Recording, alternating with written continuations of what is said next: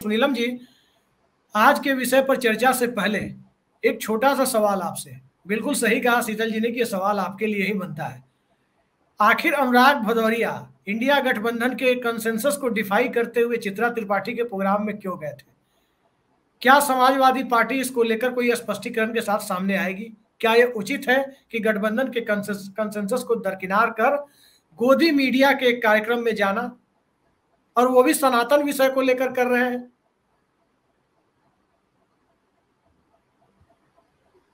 इसमें अभिषेक जी, आप सबको मालूम है मैं समाजवादी पार्टी का प्रवक्ता नहीं हूँ। उनके नहीं नहीं, प्रवक्ता को बुलाइए और मैं उनसे अपने एक पूछिए। पैनल में लेकिन मैं ये बात समाजवादी कहना पार्टी चाहता हूँ, लेकिन मैं एक एक मिनट, नागरिक मैं की ये बात हैसियत से कहना आपसे बात। चाहता हूँ। जी जी, नहीं, मैं ये वाली बात को कहना चाहता हूँ कि जो कल तय हुआ कोऑर्डिनेशन कमेटी ने तय किया, उन्होंने चैनल्स का तय नहीं किया, उन्होंने एंकर्स के स्पेसिफिक प्रोग्राम्स का तय किया। और उसका जो निर्णय है वो इसलिए निर्णय हुआ, पहले जो मीडिया कमेटी बनी थी उसने ये सजेशन दिया था कि जो इस तरीके के नफरती चैनल हैं, हिंदू मुसलमान भारत पाकिस्तान करने वाले चैनल हैं, उन जो जी। ध्रुवीकरण करने वाले चैनल हैं, उनका बहिष्कार किया जाए। लेकिन जो चर्चा होने के बाद में फाइनल हुआ वो ये हुआ कि आखिरकार किसी भी चैनल का कोई व्यक्ति 1-to-1 अगर बाइट करता है या हमारी प्रेस कॉन्फ्रेंस में आ जाता है, तो ना तो हम उसे रोकेंगे ना उसको हम बाहर कर देंगे। और ऐसी स्थिति के अंदर जो प्रोग्राम्स हमको लगता है कि जिससे नफरत एकदम फैलती है और कुछ एंकर ऐसे हैं कि जिनका के अंदर शामिल है, तो समाजवादी पार्टी कोई अपवाद नहीं है और इसका जवाब जो है समाजवादी पार्टी देगी, है ना। ना तो मैंने वो शो देखा, ना मेरे को ये स्पेसिफिक मालूम है कि वो शो का क्या वो नफरत वाला मतलब चैनल तो है, ये तो मैं जानता हूँ, लेकिन क्या उस शो को उस एंकर के लिए इस तरीके का बैन किया गया है? और अगर बैन होगा तो जरूर जो है उसके ऊपर कार्रवाई करनी चाहिए समाजवादी पार्टी को। ये तो खैर एक बात हुई।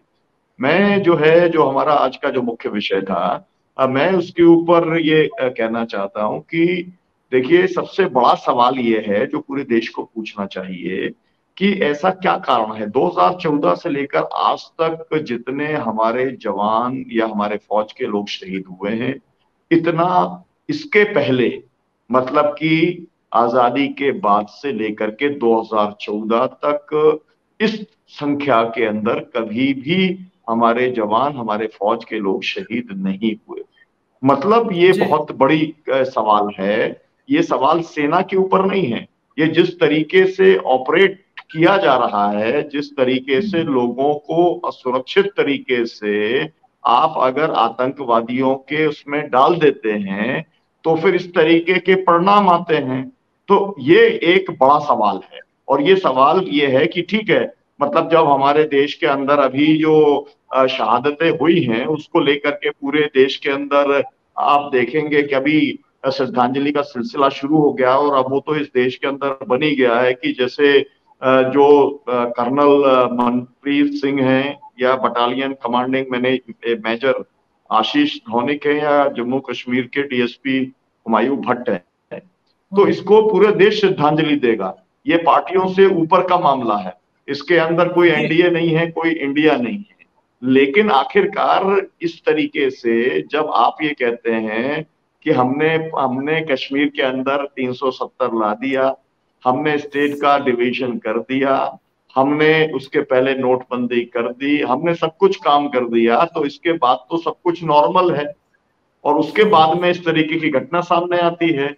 तो जो आपके दावे हैं, जिस तरीके से जो इकोनॉमिक्स को लेकर के और देश के पैरामीटर्स को लेकर के या तमाम सारे आंकड़ों के अंदर जो फर्जीवाड़ा होता है या झूठ बोला जाता है, मैं तो क्योंकि किसानों के साथ काम करता हूं, तो किसानों की आय दुगने करने से लेकर के और 6,000 रुपए साल का मतलब 5 साल का 30,000 रुपया किसानों के खाते में डाल दिया, ये जिस तरीके का झूठ बोला जाता है, उसी तरीके का कश्मीर के अंदर जो हालात है उसको लेकर के झूठ बोला जा रहा है।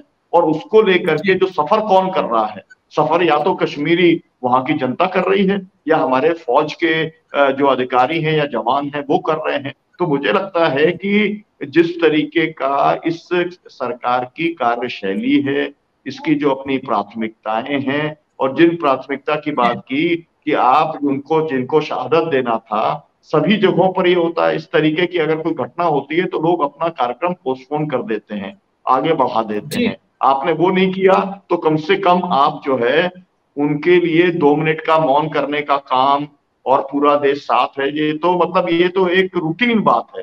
लेकिन अब जब वो भी नहीं आप करते हैं तो इससे पता चलता है कि आप पॉलिटिक्स के अंदर सत्ता हथियाने के लिए और नीलम जी, सनातन का जो हथियार नीलम आप जी, इस्तेमाल करना चाहते आप हैं, एक बात मुझे बताइए, लगता है हमारी कि एक वो आशंका, हथियार इस्तेमाल होने वाला नहीं है। जी नीलम जी एक आशंका है हमारी, जरा उसका समाधान भी क्या? लगे हाथ कर दीजिए आप लोग।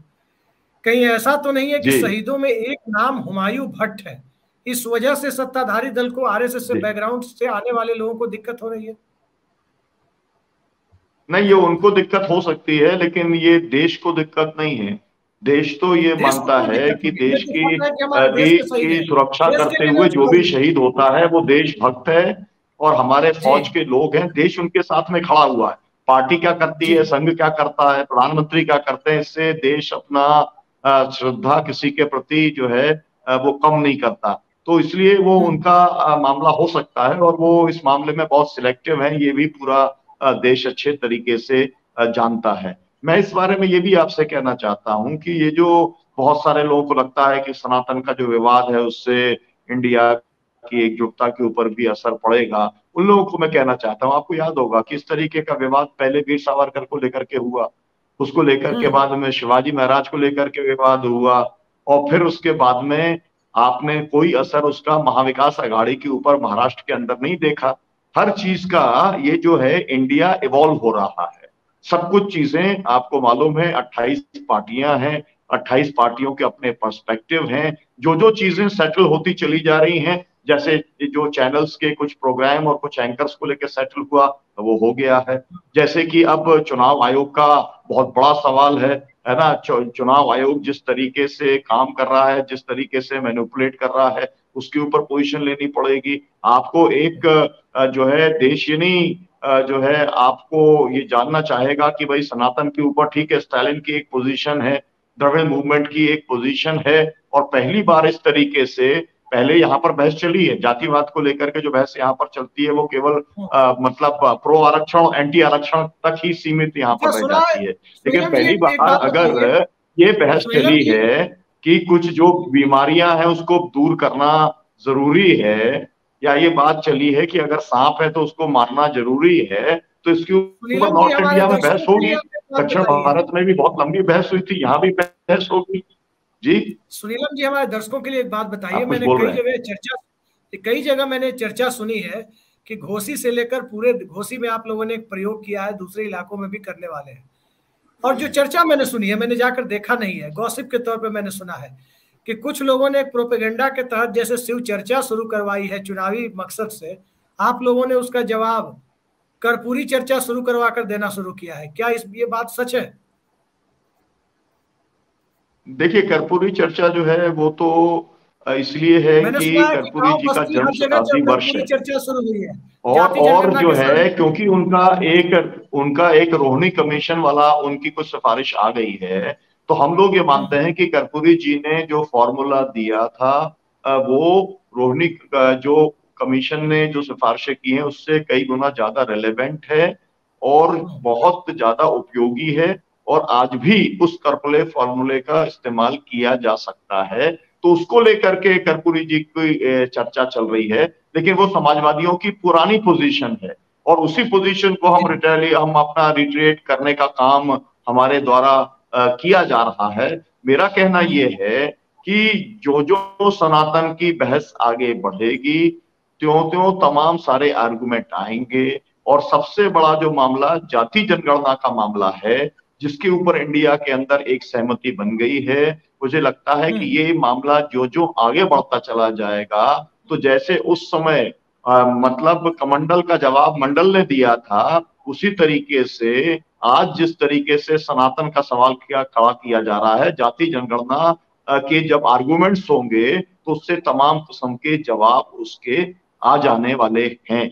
लेकिन फिलहाल हम जो बात कर रहे हैं कि भारत की जो एक सिक्योरिटी कंसर्न है, वो इस देश की जो सरकार है उसकी प्राथमिकता नहीं है, और उसकी प्राथमिकता केवल और केवल चुनाव जीतना है। और उसी दृष्टि से इन्होंने विशेष सत्र बुलाने का काम किया है, और उसके एजेंडा के अंदर बहुत सारा हिडन एजेंडा है। ठीक और है। उसमें एक एजेंडा वो भी है जिसके बारे में कभी मैंने आपके मुंह से भी सुना था कि 15 सितंबर तक, अब जब इनका कार्यकाल खत्म हो रहा है और आप देख रहे हैं कि ताबड़तोड़ छापे हमारे यहाँ मध्य प्रदेश में भी, आजम खान साहब के कुछ रिश्तेदार हैं उनके यहाँ पर भी यहाँ छापा पड़ गया, और पूरे देश में चल रहा है सब कुछ, तो उनके कार्यकाल को लेकर भी या कोई नई एजेंसी बनाने को लेकर भी है।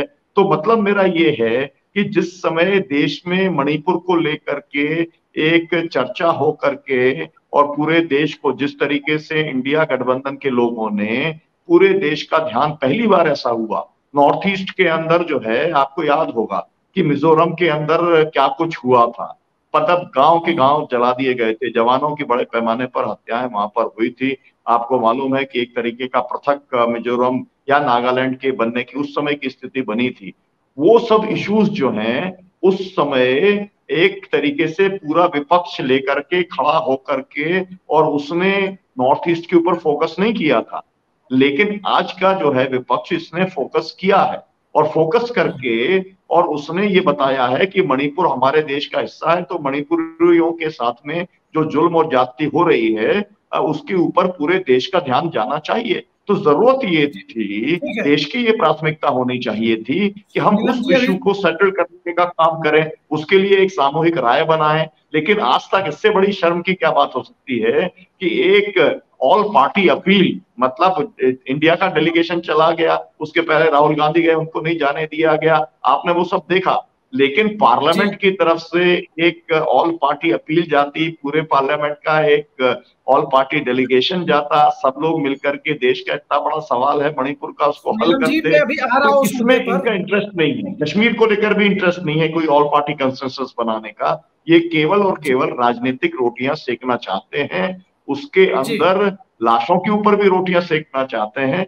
लेकिन जो कुछ आज हुआ है वो बहुत ज्यादा दुखद है कि श्रद्धांजलि देने का भी अगर उनको प्राथमिकता उनकी नहीं रही, या उनको लगा कि ये तो छोटा मोटा मामला है, रोज ही होता रहता है, तो इसकी कोई जरूरत नहीं है, तो उसकी निंदा की जानी चाहिए, और पूरा देश निंदा कर रहा है। और इस समय तो आपको जी मालूम है कि सभी चैनल्स के ऊपर जो है यही मूल तौर पे फोकस बना हुआ है कि इन्होंने किस ठीक है, मैं तरीके अभी आ से रहा हूँ उन नीलम जी। शहीदों का अपमान करने का काम किया है। जी जी।